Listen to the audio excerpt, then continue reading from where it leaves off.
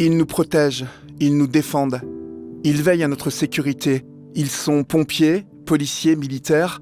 Mais que savons-nous de ces femmes et de ces hommes qui servent notre nation et qui s'engagent pour nous? Finalement, nous ne savons pas grand-chose. Devoir de réserve oblige. Les personnes que vous allez écouter maintenant les ont aimées, les ont accompagnées, avant que la mort vienne leur enlever ce père, ce mari ou ce fils bien-aimé, alors qu'ils servaient la France. À travers leurs mots, comme moi, vous en saurez un peu plus sur eux, sur cet engagement sans limite pour nous, pour que l'équilibre de notre société perdure. Pour que demain, nous continuions de vivre toujours mieux ensemble. C'était, et c'est encore aujourd'hui, leur mission. Gwenaëlle, vous êtes gendarme? Oui. Mais en 2011, vous étiez déjà gendarme, lorsque votre mari, qui lui aussi était gendarme, a eu un accident de moto. Oui. Que s'est-il passé exactement? Olivier a couché la moto dans un virage. On ne connaît pas les raisons. Et en fait, une voiture arrivait en sens inverse et il s'est encastré dans la voiture. Il est mort sur le coup. À l'époque, vous aviez des enfants ensemble? Oui. Une fille, Chloé, qui avait 5 ans et Lucas, qui avait tout juste 3 ans. Est-ce que le fait que vous soyez gendarmes tous les deux, ça prend une dimension particulière? C'est vrai que ça m'a touché forcément moi, mais ça a touché aussi toute l'unité en fait. Dans une caserne, il y a quelque chose de l'ordre de ça, de cette notion de grande famille. On vit tous un petit peu les uns avec les autres, tout le monde se connaît, tout le monde connaît les enfants. Vous faites beaucoup de choses ensemble. On s'entraide également beaucoup.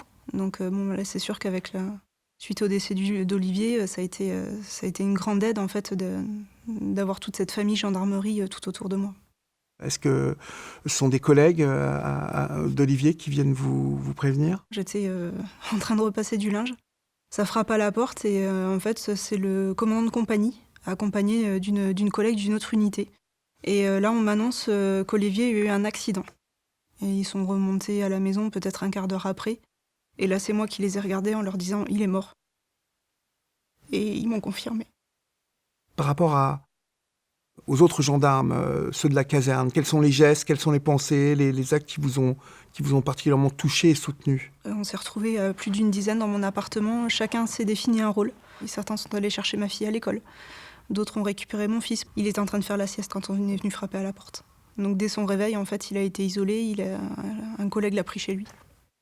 J'ai l'impression que s'il n'y avait pas eu les collègues, ça aurait été compliqué. Mon unité, ça a été ma boîte de sauvetage.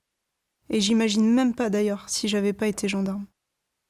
Déjà, être parent, c'est pas toujours évident, mais être parent dans le deuil, c'est encore plus difficile, quoi. Vous auriez été rassuré si on avait pu vous proposer d'emblée un accompagnement et pour vous et pour vos enfants? Ouais, ça m'aurait beaucoup aidé. Ouais. On est vraiment complètement seul. On est complètement seul et on fait peur aux gens aussi. Comment ça? Quand on essaye d'expliquer ou quand on exprime le besoin d'en parler, les gens détournent le regard, baissent la tête. On a l'impression d'être devenu un petit peu contagieux, en fait. La mort fait énormément peur. Dans le cadre de mon métier, il m'arrive malheureusement de devoir annoncer le décès de quelqu'un. Ouais. Que ce soit sur un accident de la route, suite à un suicide, on charge les gendarmes d'aller annoncer le décès aux personnes. Et pour le coup, je ne veux pas dire que je suis volontaire, mais c'est pas une mission qui me dérange. Parce que quand je me retrouve à devoir annoncer la mort de quelqu'un, en fait, en y étant déjà passée, j'ai un espèce de filtre, en fait, que mes collègues n'ont pas forcément. Est-ce que vous avez l'impression d'être une gendarme plus avertie aujourd'hui justement sur le danger de ce métier, sur l'exposition? Ça m'arrive tout bêtement, hein, des fois, quand j'ai des collègues qui conduisent un petit peu trop vite sur les interventions, gentiment, je leur rappelle que j'ai déjà 2 orphelins à la maison. Vous parlez de votre père qui est venu, donc avec votre maman étant là aussi. Est-ce que vous auriez souhaité aussi que eux soient accompagnés aussi? Eux, ils le vivent forcément d'une manière différente. Je pense plus aux parents d'Olivier, qui était fils unique. Donc ses parents ont perdu leur seul enfant. Quelques mois après, vous les sentiez fragilisés? Ah mais ils ne s'en remettent pas.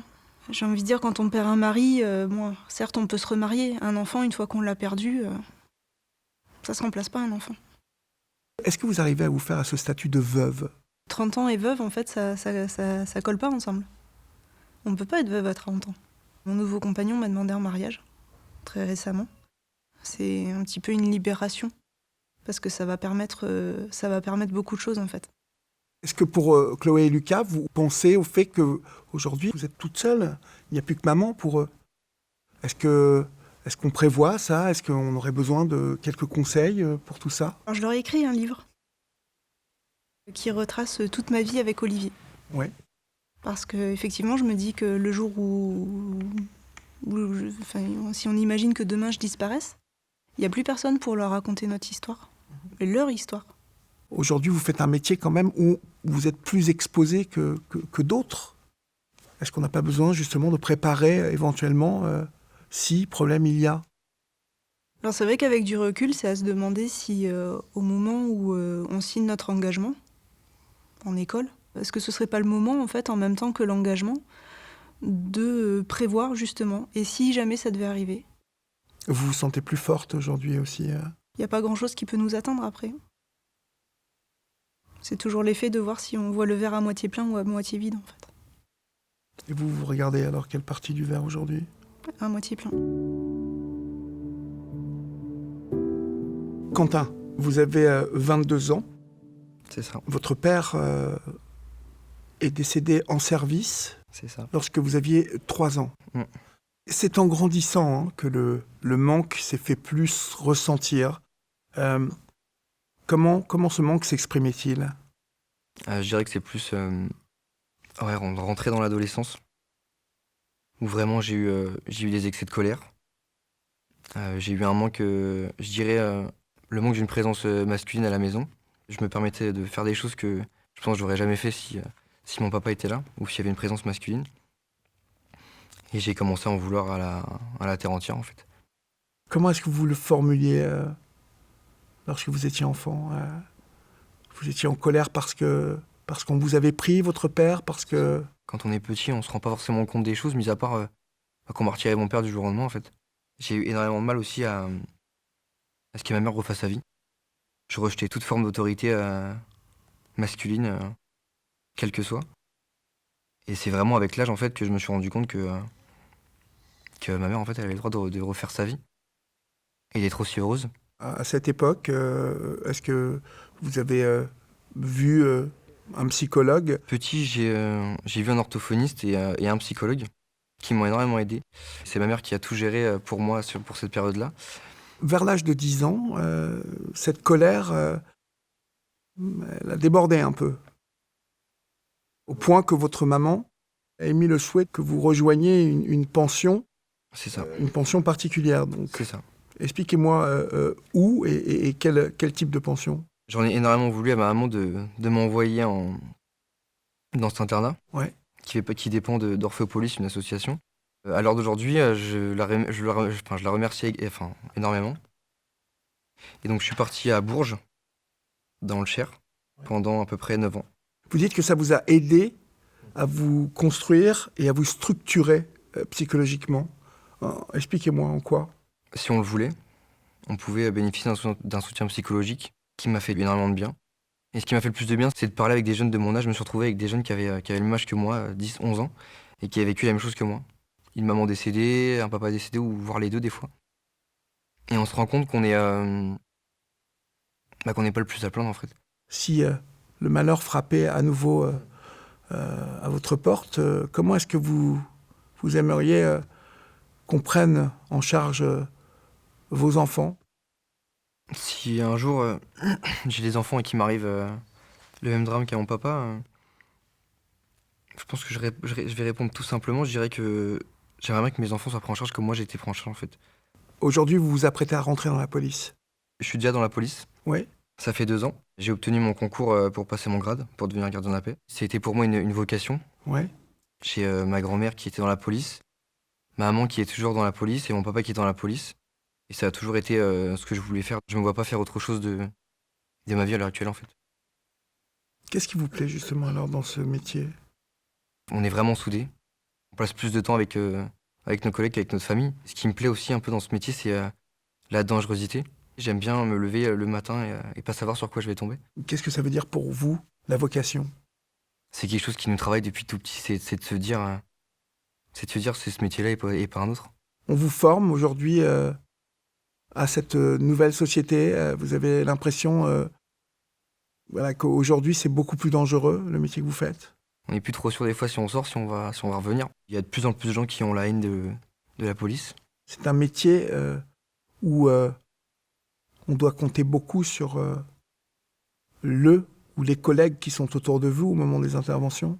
C'est pour ça qu'on est dans des unités un peu constituées, on travaille tout le temps c'est tout le temps les mêmes groupes qui sortent ensemble, justement pour familiariser tout ça, la confiance, l'entraide, on se voit en dehors du boulot aussi. Il y a beaucoup de choses qui vous plaisent dans ce métier. Il y a la solidarité, l'aspect de cette deuxième famille. Et c'est une fierté aussi de porter l'uniforme de policier. Quel est votre rêve de policier aujourd'hui? J'aimerais bien intégrer une unité d'élite en fait. Dany, vous êtes la maman de Cédric, qui est nageur d'élite, nageur de combat. Oui. Et qui, dans la nuit du 9 au 10 mai 2019, a perdu la vie au cours d'une opération de sauvetage. Il était parti pour sauver la vie de 4 otages. Vous étiez au courant qu'il était sur cette opération? Il n'avait pas le droit de parler de quoi que ce soit quand il partait en mission. J'ai jamais su ce qu'il faisait. Enfin, ce qu'il faisait, oui, mais où il partait, non. Parce qu'une fois qu'une mission était passée, il aurait pu échanger un peu avec vous? Non, jamais. Non. En fait, c'est aussi un genre de protection vis-à-vis de moi, parce que je me serais certainement fait beaucoup de soucis. Comment une maman fait-elle pour justement accepter que son fils fait partie d'une élite de combattants? Mon fils a toujours voulu être commando. Et ensuite, quand il a été commando, il a voulu faire nageur de combat. Je ne l'ai jamais empêché de faire ce qu'il voulait. La première mission, évidemment, c'était très, très difficile. Et puis, au fil du temps, je m'inquiétais moins. Ça lui plaisait, c'était son travail. Comment vous êtes mise au courant? Du coin de l'œil, vous voyez des casquettes blanches qui montent les escaliers. Et tout de suite, j'ai su. On a le cœur qui se brise. Je voulais même pas leur ouvrir la porte, d'ailleurs. Je me disais, peut-être qu'il est blessé. Puis au fond de moi, je savais non, parce que j'aurais eu un coup de fil, simplement. Et donc là, on vous annonce que votre fils a été tué. C'est dur. Ce qui est difficile aussi, c'est d'appeler vos enfants. Et puis après, il faut prévenir la famille. La première chose que j'ai demandé quand même, c'est s'il avait souffert. On m'a dit non. Heureusement. On n'imagine pas la souffrance. Après sont les coups de fil, et le fixe, le portable, les messages, tout, c'est atroce, quoi. Difficile de parler de deuil amorcé et avancé. De toute façon, je ne pense qu'on ne fait jamais le deuil d'un enfant. Pour moi, c'est de plus en plus difficile, en fait. En fait, j'avais un déni. Et puis c'est après, quand il y a eu toutes ces cérémonies, et là, j'ai commencé à me rendre compte que, c'était fini, quoi. Avec le recul, je me dis, c'était son travail. Cette dimension nationale, ces hommages, les médias qui ont beaucoup relayé le départ de Cédric, est-ce que c'est quelque chose qui fait du bien, ça? C'était beaucoup trop pour moi. Ça a été... En fait, je suivais le mouvement. Ouais. Voilà, c'est tout. Ce témoignage, ce respect, témoigner ces hommages aux invalides, puis puis à la mort. J'ai remercié les gens, à ma manière, d'être là. Et puis aussi, je trouve que ça a permis à beaucoup de personnes de savoir exactement ce que faisaient ces jeunes. C'est une armée de l'ombre, finalement. C'est une armée de l'ombre. Voilà. Et là, ils ont commencé à comprendre. Comment est-ce que vous avez été prise en charge, Dany? D'une façon magistrale. L'armée a été, mais alors vraiment super, quoi. Du début jusqu'à la dernière cérémonie qu'il y a eu à l'Armor, ils ont été présents. Non, vraiment, l'armée a été formidable. L'armée, c'est la première famille. Après, nous, on vient en second. Ils sont tous comme ça. L'armée, c'est la famille. Votre guerrier, comme vous l'appelez, mon guerrier. son engagement, il tenait à quoi? Est-ce qu'il était pris de liberté? Il était... C'était sa façon de vouloir, d'être à sa place. voilà, de sentir utile, on va dire. Ouais. Il aurait bien sauvé le monde s'il avait pu. Est-ce que vous avez été aidé psychologiquement? Bien sûr. Moi, je suis aidée. J'ai un psychologue de l'armée que j'ai vu mercredi, d'ailleurs, Oui. et que je vois régulièrement. Je lui parle beaucoup. J'en ai besoin aussi. Mhm. Tout ce que je lui dis à lui, je ne peux pas le dire à tout le monde. Vous n'avez pas le sentiment d'avoir manqué de quoi que ce soit Non. quand Cédric est parti? Si j'avais eu besoin de quelque chose, j'aurais demandé et je l'avais. Quel message vous auriez à livrer au nom de Cédric ou pour ceux qui verront cet entretien? S'ils ont au fond d'eux cette envie, s'ils se sentent concernés, il faut qu'ils foncent.